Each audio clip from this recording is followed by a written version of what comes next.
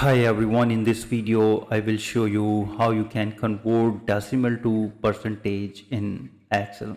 So first you need to select the cells or select the range of the cells which containing the decimal values, and then go to the home tab and click on this number arrow and click on this increase or decrease decimal.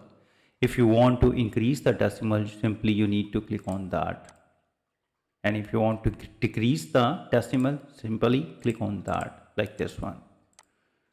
So let me undo that.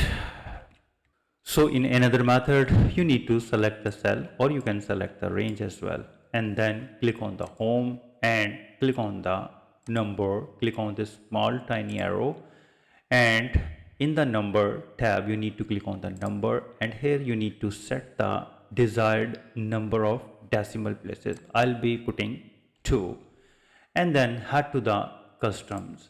So in the type box you need to type 0 double quote percentage double quote and click OK to proceed, and here it is, you can see that. So this way you can easily convert decimal to percentage in Excel. If you think this video is helpful, please support my channel. Thanks for watching.